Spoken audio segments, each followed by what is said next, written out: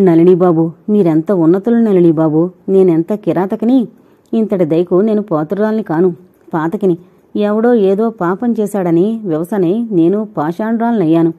ఇంకా పదవీహీనను కాకమునుపే భగవానుడు ఈ విధంగా జలప్రమాదాన్ని జరిపి నా కనులు తెరిపించాడు. నాకు నా పాపానికి నిష్కృతుందా? గాయత్రి ఆత్మఘోషకు అంతే లేకుండా ఉంది. అవిరామంగా విలపించుతోంది. పశ్చాత్తాపాగ్నితో దహించుకుపోతున్న ఆమె యద. శిరీషకుమారి 2 సార్లు ఏదో చెప్పడానికి గది వరకు వచ్చి నిశ్శబ్దంగా వెనుతిరిగిపోయింది. గాయత్రి స్థితి చూసి శ్రీనాథునికి కబురంపింది ఆమెను స్వాంతనపరచడానికి. అక్క అదిరిపడుతూ లేచి చూసింది. నవ్వుతూ నిలబడున్నాడు శ్రీనాథుడు. నేను బాగున్నానక్క, నాకేమీ కాలేదు, నువ్వలా బాధపడకు. చెంత కూర్చుని కనులు ఒత్తబోయాడు శ్రీనాథుడు. శ్రీనాథుణ్ణి పట్టుకుని భోరుమంది గాయత్రి. ఏంటక్కా? విస్మయంతో అడిగాడు. ఏమీ లేదు శ్రీనాథ్, ఏమీ లేదు. ఏదో చెప్పబోయిన ఆమె చటుక్కున్న మాట వెనక్కు తీసుకుంది. నళినీబాబే లేకుంటే మరో విధంగా జరిగితే నేనేమైపోదును శ్రీనాథ్? ఆమె కళ్లల్లో విపరీతమైన భయం, గళంలో అపరితమైన బాధ సుడులు తిరుగుతోంది. నిజమేనక్క, పశ్చాత్తాప స్వరంతో అన్నాడు శ్రీనాథ్. నళినీబాబును నేను లోగడ గర్విష్టిగా అంచనా వేసుకున్నాను, కానీ మన ఊహలకందని ఉన్నత స్వభావం అయింది. చూడు శ్రీనాథ్, నీకు నేను చాలా చెప్పాలి. ఇంకా గాయత్రి మాటలు పూర్తి కానేలేదు. షణ్ముఖరావు ఆగమన వార్త తెలిసింది. షణ్ముఖరావు ఊళ్ళో అడుగు పెడుతూనే జరిగిన ఉదంతమంతా ఆమూలాగ్రంగా విన్నాడు. శ్రీనాథ్! షణ్ముఖరావు వదనంలో అమిత క్రోధం విలయతాండం ఆడుతోంది. మాట చూపులు చాలా కఠినంగా ఉన్నాయి. నళిని ఎవరినెవరినో తెచ్చి బిల్డింగ్ అంతా చూపడ్డట్టు కదూ? అవును, సమాధానం గాయత్రి నుండి వచ్చింది. అప్పుడు శ్రీనాథ్ లేడు. నువ్వున్నావు కదా, లోపల అడుగు పెట్టడానికి వీల్లేదని ఎందుకు చెప్పలేదు? ఉరిమాడు. ఉలికిపడిన గాయత్రి ఏమీ మాట్లాడలేక నిర్ఘాంతపోయి నిలబడింది. ఊళ్ళో రైతులందరితో ఏమేమో మాట్లాడి వెళ్ళాడట. మొనగాడైపోయాననుకుంటున్నాడు కాబోలు. పళ్ళు నూరాడు.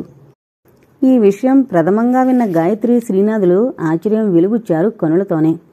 ఇక లాభం లేదు, వెంటనే ఆటలు కట్టించాలి. పిల్లకాకేం తెలుసు ఉండేలు దెబ్బ. చేతులు వెనకకు కట్టుకుని పచార్లు ప్రారంభించాడు తీవ్రంగా ఆలోచిస్తూ. షణ్ముఖరావు తనంత తాను మాట్లాడిస్తే తప్ప శ్రీనాథుడు నోరు విప్పడు. అందున ఇలా కోపం గంభీరంగా ఉన్నప్పుడు అసలే అతడి చెంత నిలబడ్డానికే భయపడతాడు. అంతటి భయస్థుడు గనుకనే షణ్ముఖరావుకు పాత్రుడైనాడు శ్రీనాథ్.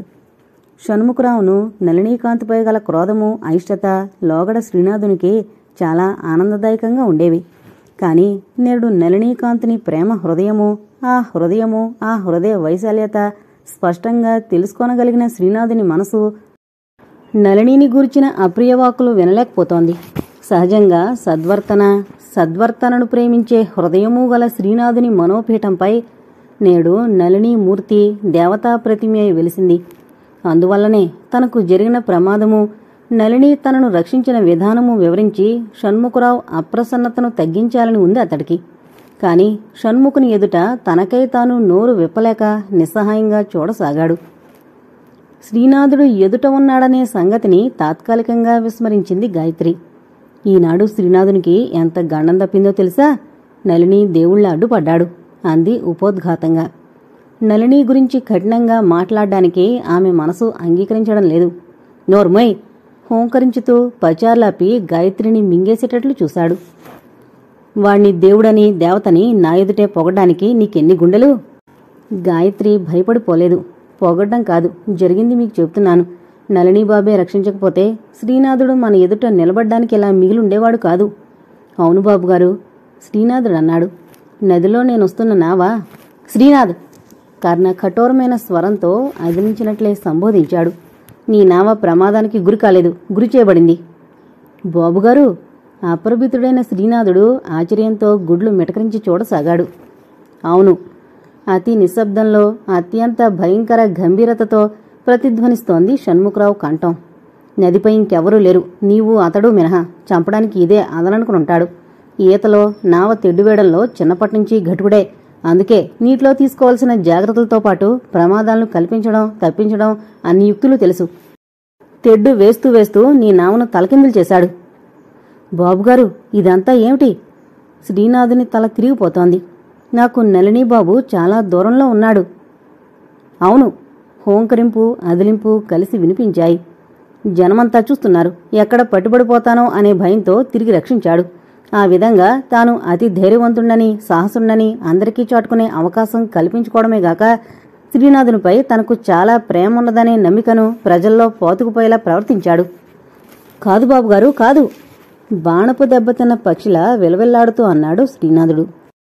తన ప్రాణదాతపై అల్లబడిన ఈ అసత్య కథనాన్ని వింటూ. అవును, అదంతే! షణ్ముఖరావు మేఘ గర్జన. ఒకనాడు నిన్ను కారు యాక్సిడెంట్లో చంపాలని చూశాడు, వీలు పడలేదు. కొండల్లో అడవుల్లో ఒంటరిగా వదిలిపెట్టి కారు తీసుకుపోయాడు, నీకేదో ప్రమాదం జరగాలని. అయినా బ్రతికావు. ఈనాడు మరో హత్యా ప్రయత్నమిది. వెర్రివాడా, ఒకనాడు నిన్ను చంపబోయినవాడా ఈనాడు నిన్ను రక్షించాడా? అడుగడుగునా తన దారికి కంటకంలా తగులుతున్న నిన్ను తొలగించడానికి ప్రయత్నిస్తున్నాడు. గాయత్రి, శ్రీనాథులిద్దరూ శిలాప్రతిమలై శ్వాస పీల్చక వింటున్నారు ఈ అభియోగ కథనాన్ని. తిరిగి షణ్ముఖరావు కంఠం వినపడింది. గాయత్రి!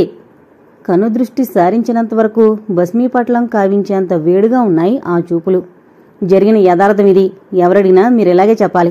మరో మాట, ఎవడో ఇంద్రుడు మరెవడో చంద్రుడు అనే వదరబోత్తనం మరలా నా చెవిన పడరాదు. నీ తమ్ముడికి అర్థమయ్యేటట్లు చెప్పు. సుడిగాలిలా గది నుండి నిష్క్రమిస్తూ ఒక్కసారి ద్వారం వద్ద ఆగి వెనుతిరిగాడు. చిత్తరువులవలే నిలిచిపోయిన ఆ సోదరిమణులను మరోసారి హెచ్చరించాడు. ఒకనాడు ఈ 2 ప్రాణాలను నేనే ఇంతకంటే ఘోర ప్రమాదాల నుండి రక్షించానని మర్చిపోయావా? మీసం దువ్వుతూ నిష్క్రమించాడు. ఆనాడు అలక తీరును చూసిన నళినీకాంత్ పోటీల్లో ఆమె నెగ్గగలదని ఏమాత్రం ఆశించలేదు. కాని అతడి ఊహకు విరుద్ధంగా అలక అతి నేర్పును ప్రదర్శించింది. అందరిలో ప్రథమురాలుగా నిలిచింది. ఒక్కసారి కూడా ఆమె గురి తప్పలేదు. కాని అఖండ విజయానికి ఆమె ఏమీ సంతోషం ప్రకటించలేదు.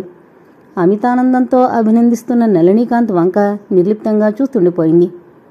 ఉదయం నీ ధోరణి చూసి ఫలితం ఇలా ఉంటుందనుకోలేదు సుమా అన్నాడు కరచాలనం చేస్తూ. ఏం, ఎందుకని? నళినిని తీక్షణంగా చూస్తూ ప్రశ్నించింది. నేను రాకుమారి అలకను కాంతి. అపజయాన్ని ఇంతవరకు నేను ఎందులోనూ రుచి చూడలేదు. అలక తలచిన పనిని సాధించవలసిందే. పరాజయం కంటే ఘోరవమానం ఇంకేముంటుంది? అలక స్వరంలో కళ్లల్లో కదలాడుతున్న కఠిన తీక్ష్ణత గమనించిన నళిని కలవరపడ్డాడు. అలక, ఏంటి అదలా ఉన్నావు? నెమ్మదిగా అడిగాడు. ఏం లేదు, పద. ఎగసొస్తున్న నిట్టూర్పును బలవంతంగా అణుచుకుంది. అశోక హోటల్ వద్ద ఆపింది కారును. ఇదేంటి, ఇంటి దగ్గర పితాజీ మన కొరకు ఎదురు చూస్తుంటారు, ఫలితం వినాలనే ఆతృతతో ఉంటారు అన్నాడు నళిని. ఎందుకో ఇంటికి అప్పుడే వెళ్లాలని లేదు కాంతి. పద, ఇక్కడేమైనా తీసుకుని నాన్నగారికి ఫోన్ చేద్దాంలే. ఏంటి, భోజనమా డ్రింక్సా? దేనికి ఆర్డర్ ఇవ్వను అని అడిగిన కాంతి సమాధానం రాక తలెత్తి చూసి అలక ఏటో తీక్షణంగా చూస్తుండడం చూసి ఏంటి అని తాను ఆమె దృష్టిననుసరించి చూశాడు. ఒకే టేబుల్ వద్ద 2 అతి నాగరిక యువతులతో కూర్చున్న అజిత్ అలకను నళినిని పరిశీలనగా చూస్తున్నాడు. ఈ ఈడియట్ ఇండియా వచ్చేసినట్టున్నాడు. ముఖం ఎర్రబడుతుండగా పొళ్ళు కొరుకుతూ అంది అలక. తల పంకించాడు. నళిని, పద. ఈ త్రాష్టుని చూస్తూ ఇక్కడ నేను మంచినీళ్ళు కూడా తాగలేను. ఏడవని, వాడితో మనకేమిటి? నళిని నిర్లక్ష్యం. చిచ్చి, వాడి మొహం కూడా చూడను. బహుశా ఎప్పుడో వీడిని నా తుపాకీకి ఆహారంగా వేగి తప్పదనుకుంటాను. నవ్వేశాడు నళిని. పద పద, ఇక్కడుంటే నువ్వు అనవసరంగా మతి పాడు చేసుకునేటట్టున్నావు. ఇండియా గేటు దగ్గర లాన్స్లో తిరుగుతూ హఠాత్తుగా అడిగింది అలక. కాంతి, అంత ఆలోచనలో పడ్డామేమిటి? శిరీష జ్ఞప్తికొచ్చిందా? తన మనసును చదివినట్లున్న ఆ ప్రశ్నకు తడబడి ఆశ్చర్యం ప్రకటించాడు నళిని. కాదులే అన్నాడు చిన్నగా నవ్వుతూ. అతడి మనసు ఎందుకో బాధపడుతున్నట్లుగా ఆ నవ్వు స్వచ్ఛంగా లేకపోవడం గమనించింది అలక. కాంతి, ఒకటడగనా అంది మందస్వరాన. ఏంటి? శిరీషతో నీ వివాహం నిజమేనా? ఈ ప్రశ్న అడుగుతూ సూటిగా అతడి ముఖంలోకి చూసింది. అనుకోని ఈ ప్రశ్న విని నళిని వెంటనే ఏమీ మాట్లాడలేకపోయాడు. ఇబ్బందిగా అటూ ఇటూ కదులుతూ లాన్ పక్కనే పారుతున్న నీటి కాల్వలను చూస్తూ కొన్ని నిమిషాలు గడిపేశాడు. ఏం, నేనేమైనా అసందర్భంగా మాట్లాడానా? అలక తిరిగి అడిగింది. ఇక మాట్లాడక తప్పదు నళినికి. లేదు. మరి చెప్పవేం, నేనడిగిన దానికి సమాధానం? ఏం చెప్పనలక? అమిత వేదన తొణికిసలాడుతుండగా అనలేకన్నాడు. మా అమ్మగారి ఆశ అభిలాష మాత్రమే అది. కాని ఈ వివాహం జరుగుతుందని నేననుకోను. ఒక్కసారిగా అలక గుండెలపై బాండ్రాయి తొలగిపోయి ఆనందం ప్రవేశించింది. నేను అలాగే అనుకున్నానులే అంది మెరిసే కళ్లతో. ఏం, ఎందుకని? ఏముంది, నీ వంటి విద్యావంతునికి శిరీష తగదు. అయినా ఈ మాత్రం ఆలోచించకుండా పెద్దవాళ్ళెందుకు నిర్ణయిస్తారో వివాహాలు అర్థం కాదు. నివ్వెరపోతూ చూడసాగాడు నళిని. అలక చేస్తున్న ఆ వ్యాఖ్యానం విని. ఆనందాతిరేకంతో మాట్లాడుతున్న అలక అది గమనించనేలేదు. అసలు నీకు శిరీషకు జోడి ఎలా కలుస్తుంది? ఆమె జ్ఞానము ప్రపంచము వేరు, నీ విద్యా సంస్కారాలు వేరు. అలక వాగ్ధోరణికి అవ్వాకుగా తిలకించడమే గాని యథార్థాన్ని వివరించలేకపోయాడు నళిని. శిరీష తనకు ప్రాణాధికమని, రేయింబవళ్ళు ఆ నామము ఆ రూపమే తన ఎదపై నర్తిస్తుంటాయని ఆమెకు వివరించలేకపోయాడు. కారణం, నిజమైన అసలైన ప్రేమ పవిత్రంగా గుంభనంగా ఉంటుందే కాని పదుగురికి వెల్లడిని ప్రదర్శనను కోరుకోదు చౌకబారుగా. పదలక, ఇప్పుడనగా మనం ఇల్లు వదిలొచ్చాం, ఇకనైనా బాబుజీకి కనిపించొద్దా అన్నాడు మాట మారుస్తూ. ఎస్, చలో.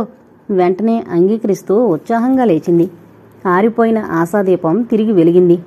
శిరీష కుమారుపై నళినీకాంతునికి ప్రేమ, వివాహమాడే అభిలాష లేదని, అతడి ప్రేమ హృదయము మరొకరిపై కేంద్రీకరింపబడి ఉన్నాయని, ఆ వ్యక్తి తానేనని, అయితే ఆ ప్రేమను అంత తేలిగ్గా అతడు వెల్లడి చేయలేకపోతున్నాడని ఆమె భావించింది. ఈ భావనతో కోల్పోయిన సంతోషమంతా తిరిగొచ్చి ఆమెను వరించి ఉత్సాహితను కావించాయి. ఆమె ఆశ ఆమెది, అతడి నిరాశ అతడిది. అలక నోరు తెరచి వివరంగా అడగలేని అభిమానిని, నళిని మనసు విప్పి విశదీకరించి చెప్పలేని గంభీరుడు. ఇక ఈ సమస్యకు సమాధానమెప్పుడు? ఆ రాత్రి భోజనాల వద్ద తనకు కావలసిన వైద్య పరికరాలు, వాటి కొనుగోళ్ల గురించి మాట్లాడుతున్నాడు నళిని జగత్సింగ్తో. ఏమేం కావాలో అన్ని ఏర్పాట్లు నాన్నగారు చూస్తారులే, నువ్వేం ఆ పనుల్లో మునిగిపోనక్కర్లేదు అంది హఠాత్తుగా అలక. నళిని వదనంలో ప్రశ్నార్థకం. అవును, ఇన్నాళ్ళు చదువు అనే దీక్ష సరిపోయింది. ఇప్పుడు నీ ప్రాక్టీసు, ఎస్టేటు గొడవల్లో మునిగిపోతావు. ఇక మన స్వంత దేశాన్ని మనం చూసేదెప్పుడు? హుందాగా నవ్వుతూ అన్నాడు నళిని. ఏం చేస్తాం, ఇంకా చిన్నపిల్లలం కాదు కదా మరి. పెద్దల నుండి బాధ్యతలను చేపట్టాలి. ఏదో ఒక వ్యాపకం కూడా ఉండాలి కదా.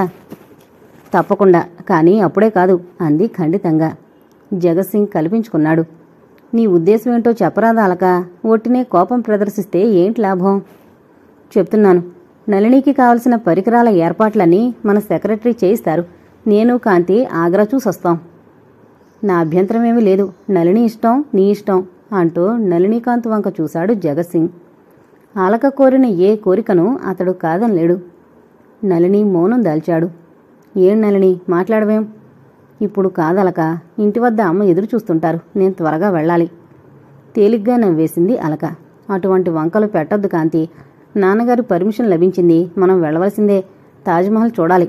ఇంకా ఇంకా పోనీ 4 రోజులు సరదాగా అన్నీ చూసి రండి Nalini.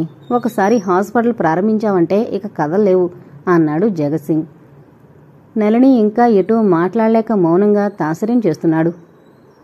Taj Mahal one of the 7 wonders of the world. చూడవలసిందే కాంతి, నువ్వు కాదనడానికి వీల్లేదు ఆజ్ఞాపించినట్లే అంది అలక.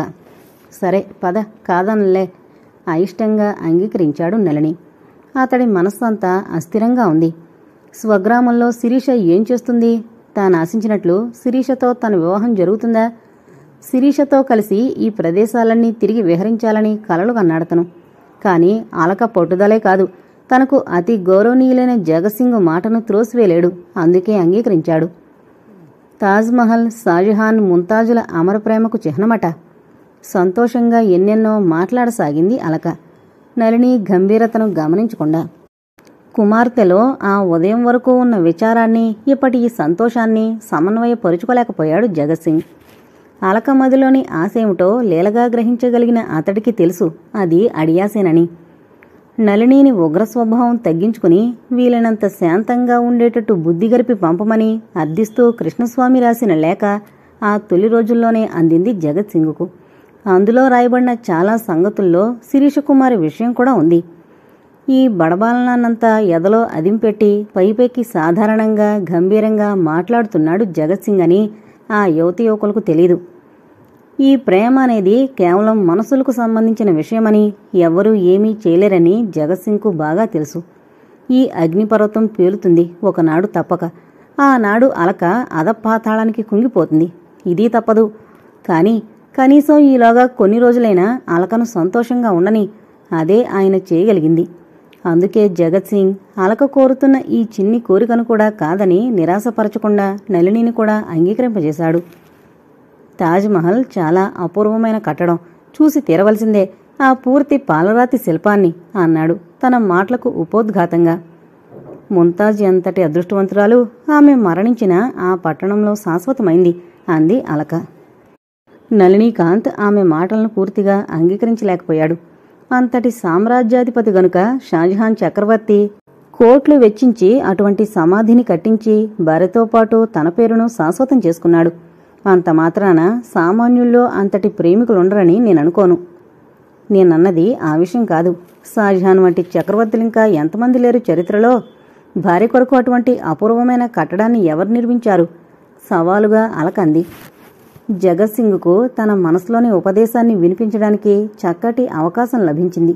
అవును అన్నాడు అలకను సమర్థిస్తున్నట్లుగా. ఒక కోణం నుండి ఆలోచిస్తే అలాగే అనిపిస్తోంది. అది అమర ప్రేమ అని, వారు అపూర్వ ప్రేమికులని గానం చేశారు గాయకులు, కవులు కవితను సృష్టించారు. కాని తరచి చూస్తే ఈ ప్రేమ అనేది మనిషిలోని ఒక బలహీనత కూడా. అలక కాంతిలిద్దరూ కూడా భోజనం మాని ఉలికిపాటుతో చూశారు జగత్ సింగ్ వంక.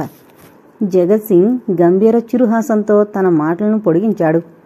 మానవ జీవితంలో ప్రేమ అనేది కేవలం ఒక ముఖ్య భాగం మాత్రమే.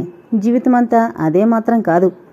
జీవితమంతా ప్రేమ తర్వాతే మిగిలినవన్నీ అనుకుని శోకించేవారు కావ్య నాయకీ నాయకులు కాగలరే కాని ధీరోదాత్తులు మాత్రం కాజాలరు. నళిని ఎటువంటి భావము ప్రదర్శించకుండా మౌనంగా వింటున్నాడు. అలక మాత్రం కనుబొమ్మలు ముడుస్తూ ప్రశ్నించింది. ఇంతకు షాజహాన్ చక్రవర్తి బలహీనుడంటారా పితాజీ? హుందాగా నవ్వాడు జగత్ సింగ్. నేను ఏ ఒక్క వ్యక్తిని ప్రత్యేకంగా విమర్శనాపూర్వకంగా ఉదహరించడం లేదు. అతడు మహారాజే కాని మామూలు మనిషే కాని తాను ప్రేమించిన వ్యక్తిని పొందడానికి సక్రమంగా ప్రయత్నించవలసిందే. కాని అందులో విఫలురైతే శోకిస్తూ జీవితాన్ని వ్యర్థం చేసుకునేవారు లేదా అందుకై రక్తపుటేరులు పారించేవారు మూర్ఖులని నా అభిప్రాయం. ఆ బాధను జయించినవారు ఘనులు. ఇదే నే చెప్పదలుచుకుంది. మాటలు ముగిస్తూనే తన గదుల్లోనికి నిష్క్రమించాడు జగత్ సింగ్. ఏదో అపరాధం చేసిన వారిలా అలక నళినీలు ఒకరి వంక ఒకరు చూడ్డానికి కూడా ధైర్యం లేక సిగ్గుతో కూడిన ఆలోచనలతో మిగిలిపోయారు. పెద్దవాళ్లంతేలే అనుకుంది అలక తేలిగ్గా. అనుదినము అనుక్షణము ఆనంద నిలయమయ భాసిల్లిన షణ్ముఖరావు భవనం ప్రస్తుతం గంభీర మౌన ముద్రతో ఉంది. కారణం, అందలి నివాసులైన ప్రతి ఒక్క వ్యక్తి ఒక జటిల సమస్యా తోరణంతో, సమాధానం తెలియని చిక్కు ప్రశ్నలతో సతమతమవుతున్నారు. గాయత్రి నిత్య చింతా నిమగ్నయ్యై మూర్తిభవించిన దైన్య రాశి వలె ఒక చోట కూర్చుంటుంది. పూర్వం వలె అందరికీ పనులు ఫరమాయించడం, అన్ని ఏర్పాట్లు చేస్తూ హడావిడిగా తిరగడం ఏమీ లేదు. అత్యవసరమైతేనే కాని నోరు విప్పదు, మాట్లాడదు. శ్రీనాథుడు ఎప్పుడు ఇల్లు చేరుతున్నాడో, ఎప్పుడు వదిలి వెళుతున్నాడో, ఏమేం పనుల్లో మునుగున్నాడో ఎవ్వరికీ తెలీదు. అతడు ఎవ్వరికీ కనిపించడం, మాట్లాడడమే అరుదైపోయింది. ఇక షణ్ముఖరావు ఎప్పుడూ నిప్పు తొక్కిన కోతిలా హంగామా చేస్తూ అడుగడుగున దురాగ్రహం ప్రదర్శిస్తూనే ఉన్నాడు. ఎవ్వరూ అతడి ఎదుటి పడ్డానికే సాహసించుకున్నారు. ఆ గృహానికి జ్యోతి, ఏకైక కాంతిదీపిక అయిన శిరీషకుమారి మనసును నిబిడాంధకారం ఆవరించింది. ఢిల్లీ వెళ్లే ముందు నళిని తన పట్ల ప్రదర్శించిన నిర్లక్ష్య వైఖరిని, తన ఎదలో ముళ్ళు వంటి అలకను ఆమె మరిచిపోలేకపోగా అనుక్షణం మరింత తలపోస్తూ మనోవ్యధకు గురవుతోంది. ఇప్పుడు ఏం చేస్తుంటారిద్దరూ? అలకతో వ్యాహ్యాళికి వెళ్ళుంటాడా బావా? లేదా గుర్రపు స్వారీకో ఏ సినిమాకో వెళ్ళుంటారు. ఇక్కడ ఇంతమందిలోనే అంత నిర్భయంగా అలకతో ఏకాంతంగా షికారులు తిరిగిన బావా ఇక అక్కడ ఆమె ఏంట? అబ్బా, ఊహించలేని, ఎద తట్టుకోలేని మరణ వేదనను మించిన వేదన ఈ మానసిక వ్యధ. మతిభ్రమణం కలిగించే అనుమానాలు, ఆలోచనలు, భయంకరమైన ఒంటరితనం తినేస్తున్నాయి శిరీషను. జన్మ జన్మలకు తనవాడే అనుకున్న బావ ఒక్కసారి ఇలా ఎందుకు మారిపోయాడో, మధుర ప్రేమకు బదులు ఈ మానసిక వేదన ఎందుకు ప్రసాదించాడో అర్థం కానట్లే. ఇంటినంతనూ ఏలుతున్న ఈ మోగతనానికి కారణం కూడా తోచలేదామెకు. వ్యవహారాల్లో శ్రీనాథుడు ఏదో పొరపాటు చేసి ఉండొచ్చునని, అందుకే షణ్ముఖరావు అలా కసుబుసుమంటున్నాడని, శ్రీనాథుడు అందుకే భయపడి ఇంటి ఛాయలకు రావడం లేదని, ఈ కారణాలే గాయత్రిని విచారగ్రస్తను కావించాయని ఊహించుకున్న శిరీష గాయత్రితో మాట్లాడి ఆమెను స్వాంతపరిచే తలంపుతో బయలుదేరింది. అది రాత్రి 11 గంటలు దాటిన సమయం. అందరూ నిద్ర కొరిగిన నిశ్శబ్ద నిశీది వేళ. బహుశా గాయత్రి తమ్ముని రాకకు ఎదురుచూస్తూ దుఃఖిస్తూనో లేదా మనశ్శాంతికై ఏ పుణ్యగ్రంథ పఠనంలోనో లీనమై ఉంటుందనే ఊహతో గాయత్రి గది దిశగా నడిచిన శిరీషకు వెళ్లిన పనికి బదులు ఆశ్చర్యమే ఎదురైంది. గాయత్రి గది ఖాళీగా ఉంది. తలుపు ఓరగా వేసి చిన్న బెడ్ లైట్ మాత్రమే వెలుగుతోంది. అక్కడక్కడ ఒక్కొక్క గదిలో చిన్న చిన్న వెలుతురు మినహా భవనంలో ఎక్కడా పెద్ద లైట్లు వెలగడం లేదు. ఇంచుమించు అంతా చీకటిగా ఉంది. పనివారు తదితరులు అంతా నిద్ర కొరిగినట్లుగా ఆ నిశ్శబ్దమే చెప్తోంది. అయినా శిరీష కుమారికి ఎవరినీ అడిగే అవసరం లేదు. భవనం అన్ని వైపులా అన్ని గదుల్లోకి నిరభ్యంతరంగా ప్రవేశించగల హక్కు, అధికారము ఆమెకున్నాయి. బహుశా గాయత్రక్క శ్రీనాథుని గదిలో ఉందేమో. శ్రీనాథుని గది కిందంతస్తులో ఉంది. పొడవైన వరండాలు, హాళ్ళు దాటి వెళ్లాలి మెట్ల వద్దకు. నడుస్తున్న శిరీష పాదాలు టక్కున ఆగిపోయాయి. తండ్రి పడక గది చెంతకు రాగానే ఏవేవో మాటలు వినిపిస్తున్నాయి. నాన్నగారింకా మేలుకునే ఉన్నారన్నమాట. మాట్లాడి చాలా రోజులైపోయింది. ఒక్కసారి మాట్లాడాలి. ఇంతసేపు మేలుకోవద్దని చెప్పాలి. తాత్కాలికంగా గాయత్రిని విస్మరించి తండ్రితో మాట్లాడవలననే ఉద్దేశంతో అటు నడుస్తున్న శిరీష పాదాలు భూమికి అంటుకుపోయినట్లే అయిపోయాయి. తాత్కాలికంగా శ్వాస స్తంభించినట్లే అనుభూతి పొందింది. కారణం ఉన్నట్లుండి షణ్ముఖరావు గొంతు కోపంతో తారాస్థాయిలో ఎవరినో గద్దిస్తూ పలకడము, తగ్గని క్రోధంతో సమాధానంగా అస్పష్టంగా మరో గొంతు వినిపించడము. అయితే ఆ రెండవ కంఠం ఒక స్త్రీది కావడమే శిరీష ఆశ్చర్యానికి కారణం. సందేహం లేదు, ఆమె గాయత్రి. 1,00,000 కంఠాల్లోనైనా తాను గాయత్రక్క కంఠస్వరం గుర్తించగలదు. గాయత్రికి తనకు గల అసలు సంబంధమేమిటో శిరీషకు తెలియదు. కారణం, శ్రీనాథ గాయత్రిలు తమ ఆశ్రయంలోనికొచ్చిన రోజు శిరీష పాలు నీరు భేదం తెలియని పసి ప్రాయంలో ఉంది. క్రమక్రమంగా గాయత్రి స్థానం ఆ ఇంట మర్రి ఓడల వలె పాతుకుపోయి ప్రాభవం కూడా విస్తరించింది. ధనికుల ఇళ్లలో అనేక మంది ఆశ్రితులుంటారు. ఎవరు బంధువులో, ఎవరు హితులో, మరింక ఎవరెవరో తెలియడమే కష్టం. తమ ఇంటనున్న ఆశ్రితులందరి వంటిది కాదని గాయత్రి తమకు చాలా దగ్గర సంబంధికురాలనే భావం చిన్ననాడే పాతుకుపోయింది శిరీష మనసులో. అంతకంటే తెలివిగల, తెలుసుకొనగల వయసు లేదప్పుడు ఆమెకు. గాయత్రి ఎవరు? అంతవరకు ఏనాడూ ఉదయించిన ప్రశ్న ఈనాడు ఉదయించింది శిరీష మనసున. ఆసక్తితో, అనుమానంతో వినసాగిన శిరీష కుమారి మనసు విస్మయావస్థకు లోనై అసంఖ్యాకమైన ప్రశ్నా పరంపర రేకెత్తింది. ఈ సమయంలో గాయత్రక్క నాన్నగారి పడక గదిలో ఏంటిది? ఒక్కసారిగా అయోమయావస్థకు లోనైన శిరీష నెమ్మదిగా తేరుకుంది. ఆమె శ్రవణేంద్రియాలు పనిచేయసాగాయి. నువ్వు నా మాటకు ఎదురు చెప్పడానికి వీల్లేదు. అయినా ఎందుకిలా మారిపోయావు నువ్వు? షణ్ముఖరావు ప్రశ్న వినవస్తోంది. నిర్వేదంతో నిండిన స్త్రీ నగవు వినవచ్చింది. ఒక పాపాన్ని కప్పడానికి మరొక పాపం, దానిని గుప్తంగా ఉంచడానికి మరో తప్పిదం, ఇలా ఎన్నెన్ని పాపాలు, ఎంతవరకు? ఇక నా వల్ల కాదు బాబుగారు. కంఠంలో దుఃఖం సుడులు తిరుగుతోంది. ఇకనైనా ఈ పాపిష్టి జన్మను సుధారింపవలనని మనసు పడుతున్నాను. అసంభవం. షణ్ముఖరావు శాసనాపూర్వకమైన ఆజ్ఞ. కొత్త కొత్త వేదాంతాలు కట్టిపెట్టు. తెలుసుగా నేనెవరో. ఆ నళిని అధికారమే వస్తే నువ్వు నేను ఇలా ఉండగలమా? మన అధికారం నిలుస్తుందా? వాడి మోచేతి నీళ్లు తాగద్దు మనం? తన ప్రాణాలనొడ్డి శ్రీనాథుని రక్షించిన నళిని మోచేతి నీళ్లే కాదు, కాళ్ళు కడుక్కుని తాగుతాను. చిన్నవాడైనా చేతులెత్తి నమస్కరిస్తాను. నా పాపాన్ని ప్రక్షాళితం కావించు. గాయత్రి మాటలు పూర్తి కాకుండానే ఏదో గాజు వస్తువు భళ్ళుమని పగిలిన శబ్దంతో పాటు అబ్బా అనే గాయత్రి ఆక్రందన వినవచ్చాయి. మరుక్షణంలోనే గాయత్రి ఆ గది నుండి బాణంలా దూసుకుపోయింది. ఒక చేతితో నుదురు అదింపట్టి. చీకటి తెరల్లో ఉన్న శిరీషను ఆమె గమనించలేదు. కాని శిరీష స్పష్టంగా చూసింది. ఆమె గాయత్రి. ఆ క్షణంలో ఆ లేబ్రాయపు కుమారి మనసు భాషా పదజాలానికి అందంది. తాత్కాలికంగా ఆమె మెదడు మొద్దుబారినట్లయిపోయింది. ఒక్కసారిగా ఆమెకు కనులు తిరిగినట్లయింది. అంతే, ఇక ఏమీ తెలీదు. దబుక్కున కింద పడిన శబ్దమై పక్క వరండాలో నిద్రిస్తున్న నౌకరు పరుగు పరుగునొచ్చారు. ఒక్కసారిగా భవనంలో అలజడి చెలరేగింది. అచేతనంగా పడున్న శిరీషను చూసి ఆ పరిచారకులు చేసిన ఆక్రందనలకు తాజ్మహల్ చూస్తూ అలక అతి ఉల్లాసంగా మాట్లాడసాగింది. అతి అపూర్వమైన ఆ కట్టడాన్ని చూస్తూ నళినీకాంత్ కూడా తాత్కాలికంగా తన మనస్తాపాలను విస్మరించి సంతోషంగా మాట్లాడసాగాడు. నళిని ఏదో స్వప్న జగత్తులో మాట్లాడుతున్నట్టుగా ఎటో చూస్తూ మాట్లాడసాగింది అలక. నిజంగా ఆత్మలనేవే ఉంటే ముంతాజ్ ఆత్మ ఎంత గర్వపడుతూ ఉండాలి.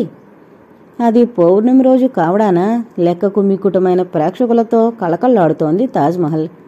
తాజు సౌందర్యాన్ని పగలు కంటే వెన్నెల రాత్రిలోనే అధికంగా ఆస్వాదించగలం. చూడు, స్వదేశీయులే కాదు, ఎందరు విదేశీయులు దీనిని ఆతృతగా ఆశ్చర్యంగా తిలకించడానికొచ్చారు.